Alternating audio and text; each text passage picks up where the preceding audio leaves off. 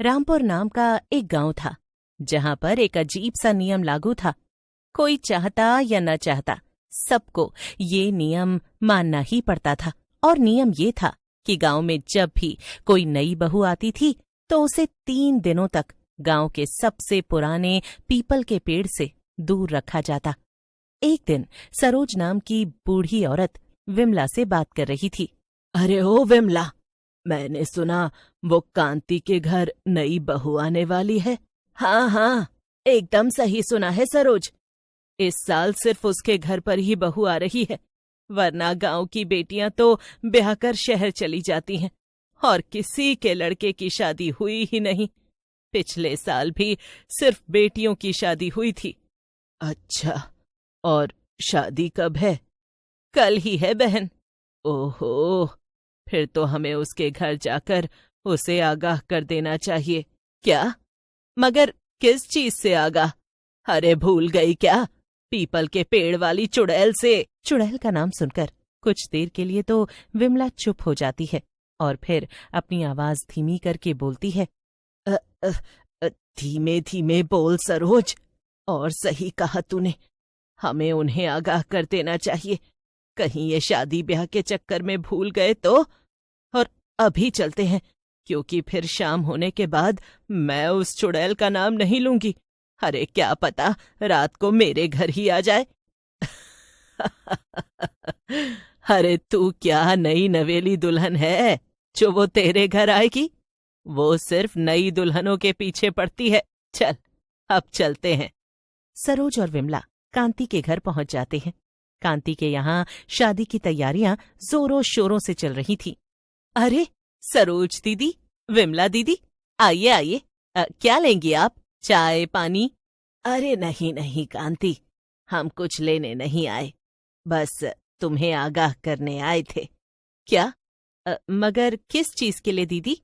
अरे तुम्हारे घर नई दुल्हन आने वाली है, इसीलिए शादी के काम में ज्यादा व्यस्त मत हो जाना और अगले दिन तक उसे वो पीपल के पेड़ के पास मत जाने देना। अरे हाँ, अच्छा याद दिलाया दीदी। मैं अभी मेरे बेटे अमित को भी ये बात याद दिला दूंगी, ताकि वो भी बहू को आने के बाद अच्छे से समझा दे। हाँ हाँ, चलो फिर हम चलते हैं। तुम शादी के काम करो। हाँ। रामपुर गांव के उस पीपल के पेड़ पर रहती थी वहां की मशहूर पढ़ी लिखी चुड़ैल। माना जाता था कि ये चुड़ैल मरने से पहले पढ़ाई की बहुत शौकीन थी। जब कांति के बेटे अमित की शादी रश्मि से होती है तो बहू हाते हुए कहती है, पैर छुई मम्मी जी। अरे अरे, बस बस बेटा, जुग जुग जियो। थोड़ी देर में ही रश्मि घर के अंदर आ जाती है और उसके अंदर आते ही कांति उससे साफ साफ कहती है, देखो बहू, 3 दिनों तक उस पीपल के पेड़ के पास मत जाना, वरना पढ़ी लिखी चुड़ैल तुमसे चिपक जाएगी। मगर रश्मि ये सुनकर हंस पड़ती है। अरे माँ जी, ये सब आप कैसी अंधविश्वास की बातें कर रही हैं? भला आज के जमाने में चुड़ैल कहाँ होती है? अरे बहू, चुड़ैल क्या कोई पुराने जमाने का ब्लैक एंड व्हाइट टीवी है जो सिर्फ पुराने जमाने में ही मिलेगी और अब नहीं मिलेगी? हाँ? 2 दिन बीत जाते हैं और तब तक तो रश्मि खुद ही बाहर नहीं निकलती। मगर तीसरे दिन जब वो कपड़े सुखाने बाहर गई, तभी एक तेज हवा चली। अरे अरे, ये कपड़ा उड़ते उड़ते कहाँ जा रहा है? रुको रुको! रश्मि कपड़े के पीछे भागने लगती है और भागते भागते वो देखती है कि कपड़ा उसी पीपल के पेड़ के नीचे जा गिरता है। ओफो, ये तो वही पीपल का पेड़ है। क्या करूं क्या करूं? अब चलो उठा ही लेती हूँ, क्या ही हो जाएगा। रश्मि कपड़े की तरफ बढ़ती है, मगर जैसे ही वो उस कपड़े को उठाती है, अचानक ही तेज ठंडी हवा चली और फिर रश्मि को एक डरावनी आवाज सुनाई दी। क्यों पढ़ाई से भागेगी? सरकारी नौकरी नहीं करेगी? मेरे रहते इस गांव में ऐसा नहीं होगा। इतनी डरावनी आवाज सुनकर रश्मि घबरा गई। उसने डरते हुए आसपास देखा और पूछा, कौन है? किसने बोला? तभी पेड़ से एक सफेद साड़ी पहनी चुड़ैल उड़ते हुए नीचे उतरी उसके हाथ में एक मैंने बोला, और मैं हूँ गांव की मशहूर पढ़ी लिखी चुड़ैल, और अब तू भी मेरे चंगुल में है। नहीं, बचाओ! लेकिन इतना कहते ही चुड़ैल जोर से हंसती है और धप से रश्मि के अंदर घुस जाती है। रश्मि की आंखें एकदम काली हो जाती हैं। वो चुपचाप घर लौटती है और अपने कमरे में जाकर खर्राटे भरकर सोने लगती है। लेकिन आधी रात होते ही अमित को रश्मि के कुछ बड़बड़ाने की आवाज सुनाई देती है।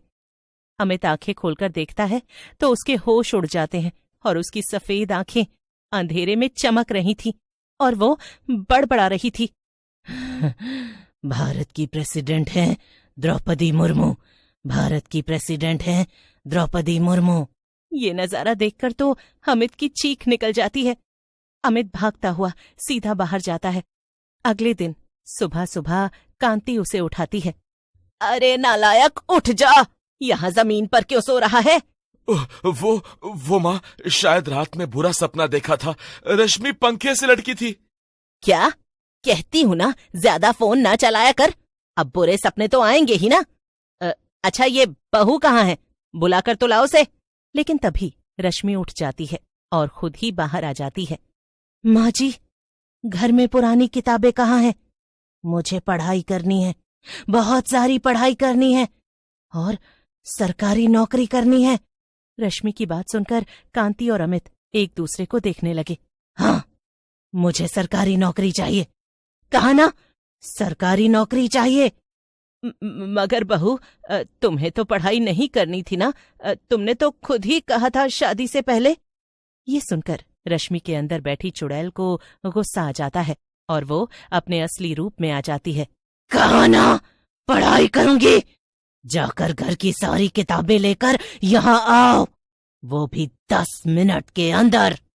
चुड़ैल का ये रूप देखकर कांति और अमित के होश उड़ जाते हैं। कांति धीमे से अमित को कहती है, लगता है बहू के अंदर पढ़ी लिखी चुड़ैल आ गई है।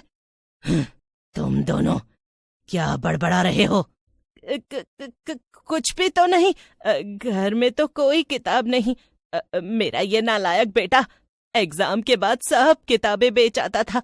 हम अभी वो किताबों की दुकान से किताबें लेकर आते हैं, ठीक है? हाँ, जल्दी करो। बहाना बनाकर कांति और अमित घर से 9-2-11 हो जाते हैं। बाहर निकलते ही दोनों तेज कदमों से गली पार करते हैं। अरे बुद्धू, ऐसी किताब लाएंगे जिसे देखकर ये चुड़ैल भाग जाए। मुझे याद है, तेरे पिताजी एक पवित्र किताब लाए थे, वही काम आएगी। दोनों जल्दी से दुकान पर पहुंचते हैं और थोड़ी देर बाद कुछ किताबों के साथ वापस लौटते हैं। उनके चेहरे पर डर भी था और थोड़ी उम्मीद भी। ये लीजिए चुड़ैल जी, पहले ये वाली किताब लीजिए और इसे अच्छे से पढ़िएगा। मैंने इस पर नया कवर भी चढ़ा रखा है। ओहो, ठीक है। लेकिन जैसे ही चुड़ैल वो किताब हाथ में लेती है, उसका हाथ जलने लगता है। कमरे में हल्का सा धुआं सा उठने लगता है। बचाओ, दर्द हो रहा है। वो किताब तुरंत नीचे गिरा देती है। उसके चेहरे का गुस्सा अब डर में बदल जाता है। चुड़ैल को ज्यादा दर्द इसलिए हो रहा था क्योंकि वो इंसानी शरीर में थी। इसी वजह से उसे कुछ देर के लिए रश्मि का शरीर छोड़ना पड़ता है। कांति और अमित डर के मारे एक कोने में खड़े हो जाते हैं। उसी वक्त बाहर से एक बाबा आते हैं जो पास के मंदिर में रहते थे और शोर सुनकर दौड़े चले आए। बाबा मंत्र फूंकते हैं, हवा तेजी से चलने लगती है और वो साया धीरे धीरे सिकुड़कर बोतल की तरफ खींचने लगता है। देखते ही देखते चुड़ैल कैद हो जाती है। ये सब क्या कैसे हो गया? इस किताब की मदद से, क्योंकि ये कोई और नहीं बल्कि भगवत गीता है। इसी वजह से तेरा हाथ जला। रश्मि आराम से अपना पसंदीदा काम करती है। अमित भी कभी कभी रसोई में उसकी मदद करने लगता है। इस तरह पढ़ी लिखी चुड़ैल का किस्सा खत्म होता है।